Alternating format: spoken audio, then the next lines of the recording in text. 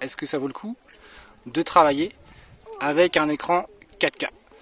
Comme tu peux voir, en fait, un écran 4K, c'est l'équivalent, on peut le voir ici, donc, de 4 écrans Full HD.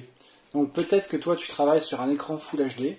Là, en fait, tu vois, sur un 4K, tu as l'équivalent de 1, 2, 3 et 4 écrans Full HD. Donc c'est ça, en fait, le gros avantage de travailler sur un 4K, c'est que tu as beaucoup plus de surface, tu as beaucoup plus de pixels pour travailler.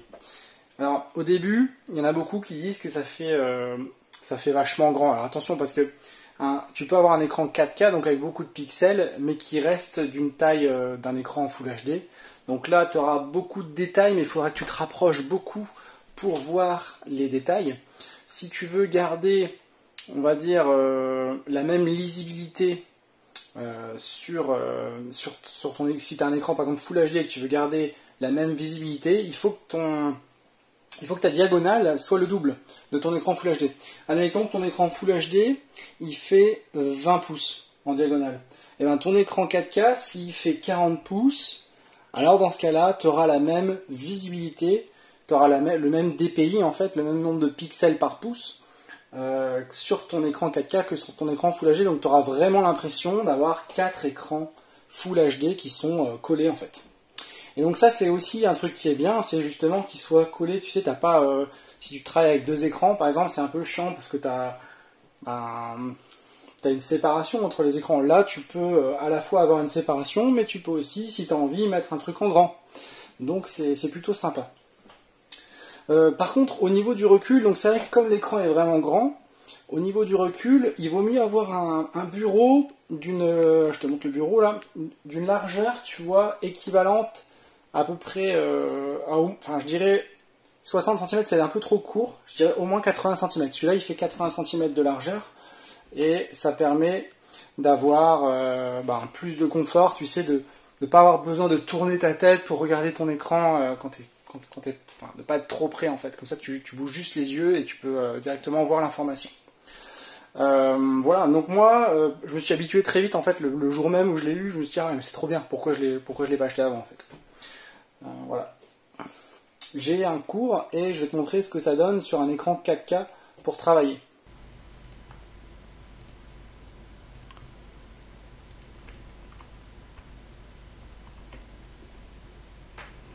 Ok, donc ici, je vais tenter de filmer mon écran en 4K. Donc si tu n'as pas un écran 4K, forcément ça va être tout petit. Mais tu auras quand même un aperçu de ce que ça peut faire. Tu pourras un peu imaginer mieux ce que ça rend, ce que ça donne. Donc j'ai un cours ici. Ici je vais avoir un code. Et j'aurai besoin aussi de Postman, donc une application qui va permettre de faire des requêtes à mon serveur en Node.js. Donc concrètement, tu vois, tu peux prendre... Alors ici je tourne sur la distribution Ubuntu Bungie, que je trouve vraiment génial et je vais te montrer pourquoi. Parce que tu peux faire ceci, donc moi j'ai un raccourci clavier, donc là je fais CTRL ALT S, et tu vois j'ai une grille que j'ai configurée, et donc je peux dire, tiens, je veux que cette fenêtre là, elle fasse tout ça, de là jusque, par exemple, tu vois là je peux lui dire que je veux que ça fasse la moitié de l'écran par exemple. Donc du coup j'ai ici mon code qui fait la moitié de l'écran. Ici je vais lui dire, moi je veux que celui-là ça fasse par exemple un écran 4K. Et pareil pour celui-là, je vais lui dire que je veux que ça fasse de là jusque là, donc un écran 4K. Donc comme tu peux voir, tu as aussi des petites marges qui se mettent automatiquement que tu peux régler. Et donc c'est vachement bien. Ça te permet de mettre tes fenêtres comme tu veux. On aurait très bien pu imaginer, là tu vois, on peut aussi rajouter un terminal intégré à VS Code. Si tu bosses sur Chrome, tu peux très bien, tu vois, ajouter... faire ça, et tu peux même, admettons que ça tu veux le sortir, ça, pour que je te montre, donc tu peux très bien sortir ce truc là, le code de VS Code, et pourquoi pas redimensionner. D'ailleurs tu as des raccourcis, tu vois là je vais faire avec le clavier, tu vois je peux diminuer ça par exemple je pourrais le mettre comme ça par exemple, et ça admettons je veux le mettre, tu vois ici, et que ça fasse tout ça par exemple. Bref, c'est très pratique, tu vois, de pouvoir avoir un écran 4K avec toutes ces fenêtres que tu peux voir directement. Tu n'as pas besoin de faire Altern Tab pour switcher de fenêtres. Tout est disponible et tu peux travailler vraiment d'une façon plus productive. En plus, ce qui est bien avec Linux, la plupart des distributions Linux, c'est que tu peux changer, tu vois, de bureau. Donc tu peux très bien configurer un bureau, voilà, comme ça, et par exemple un deuxième bureau, ou j'en sais rien, tu pourrais mettre, par exemple, je sais pas, de la musique ici. Donc c'est vraiment cool. Voilà, tu peux aussi mettre les petites barres, machin, un peu.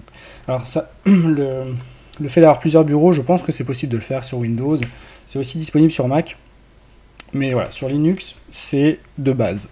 C'est de base. Et Ubuntu Budgie, franchement, ce système de grille, là, donc j'ai configuré une grille de 8 par 8. Je trouve que c'est vachement bien sur un écran 4K de pouvoir faire ça. Il existe également ce qu'on appelle des Windows Manager. Par exemple, il y a i3, je ne sais pas si tu connais i3. Si tu tapes i3WM, tu vas pouvoir voir un peu à quoi ça ressemble. En gros, ça te permet d'avoir... c'est pareil, ça te permet d'avoir plein de fenêtres qui se redimensionnent automatiquement dès que tu ouvres une fenêtre, ça la redimensionne automatiquement, etc. J'avais testé, mais je préfère largement Ubuntu Budgie et ce système de grille. Donc après, c'est en fonction de ton utilisation. Mais voilà, donc je voulais juste te montrer un petit truc. Donc là, on va passer sur un autre bureau. Et ici, je vais te montrer si jamais, par exemple, tu fais du trading. Donc admettons, tu fais du trading, je vais te montrer ce que ça donne. Donc là, par exemple, on a la courbe de Bitcoin. Je vais le mettre en grand. Et voilà, tu vois, tu peux voir vraiment plus de détails sur la courbe. Donc c'est vachement sympa pour le trading. Ça te permet d'avoir un petit avantage. Même si c'est pas... c'est plus du confort, on va dire. Mais c'est quand même sympa de pouvoir voir toute la courbe, enfin, ou plus d'informations en tout cas. Et je vais te montrer également, alors si j'ouvre mon gestionnaire de fichiers, je crois que j'ai quelques images, je vais te montrer quelques images. Voilà, par exemple celle-là. Voilà, le fait d'avoir un écran 4K, c'est sympa parce que tu as les images vraiment en plus grand. En général, maintenant, les photos qu'on fait avec les smartphones et puis avec les appareils photo, réflexes, etc., sont plutôt d'une bonne résolution. Donc, du coup, tu peux vraiment en profiter pleinement si tu as un écran 4K. Alors que si tu as un écran Full HD, ben forcément, ça sera réduit. Donc, je trouve que c'est plutôt sympa d'avoir tout le détail de ton image. C'est plutôt cool. Et il en va de même pour les films qui sont en 4K. Alors, comme tu as pu voir, un écran 4K, c'est vachement bien pour travailler. Franchement, je te le recommande si tu as les moyens. Donc celui-là, il m'a coûté 500 €, frais de port inclus. Donc les prix vont probablement descendre. Hein. En général, c'est comme ça que ça fonctionne. La technologie, les prix descendent de plus en plus. Moi, je trouve que ça vaut vraiment le coup. Si tu as les moyens de mettre 500 € dans ton écran, je trouve que ça vaut vraiment le coup. Plus que, tu vois, un ordinateur performant. Enfin, en tout cas, si tu fais du code, tu n'as pas forcément besoin d'un ordinateur performant. Mais attention, parce que moi justement, je me suis amusé à faire le malin, j'ai branché mon écran 4K avec un écran 2K que j'avais auparavant. Et figure-toi que ça a fait brûler ma carte mère. Donc je vais te montrer ce que ça a fait en fait. Voilà, donc ça c'est mon ancienne carte mère, mon ancien PC. Heureusement c'était un vieil ordinateur, mais quand même il faisait vraiment le taf. Il aurait pu tenir encore vraiment longtemps. Il y avait déjà 16 Go de RAM, j'avais augmenté un petit peu la RAM dessus. C'était un vieux processeur Intel, mais franchement il faisait le taf, il était vraiment bien. Donc j'étais quand même dégoûté quand la carte mère a pris feu. Tu vois ici, alors, attends, je vais mettre au point. On voit ici, tu vois, il y a eu une flamme à partir de là. Donc, il faut dire que depuis très longtemps, j'avais pas de soucis, mais j'avais bien overclocké le processeur qui était à plus de 4 GHz. Et j'avais une assez grosse carte graphique de l'époque. Et bref, tout ça a fait que ça a chauffé, parce qu'en fait j'avais peut-être un petit peu pris une carte mère un peu cheap. Enfin, elle était quand même bien à l'époque, mais on va dire c'était un bon rapport qualité-prix. Mais c'est vrai que voilà, il faut savoir que les vieilles cartes mères, ça peut prendre feu. La preuve, moi ça a pris feu. Hein. Là on voit aussi, des traces, tu vois. Il y avait vraiment une flamme qui est sortie, j'ai halluciné. En fait, ça a fonctionné pendant 5 minutes, et soudain, il y a eu vraiment une flamme qui est apparue. Et donc, j'ai tout de suite coupé l'ordinateur, et après, il redémarrait plus. Et ça, c'est dû au fait que j'avais branché cet écran 4K avec en plus un autre écran 2K. Et de ce fait-là, la carte mère n'a pas supporté. Donc fais gaffe à ça. Je te conseille voilà, de brancher uniquement ton écran 4K et ne mets pas un autre écran si tu as une vieille carte mère. Sinon, si tu as du matériel récent, je pense qu'il n'y aura pas de souci. Et surtout, si tu as une bonne carte mère, je pense qu'il n'y aura aucun problème. D'ailleurs, donc du coup, j'ai refait une config. Voilà, j'espère que cette vidéo t'aura plu. Voilà, donc d'ailleurs, ce que je disais, c'est que du fait que ma carte mère a brûlé, j'ai refait une configuration.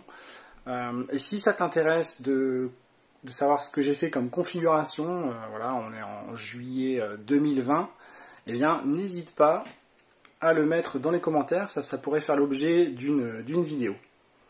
Où je pourrais t'expliquer un peu qu'est-ce qui est pas mal d'avoir dans une configuration, notamment pour coder.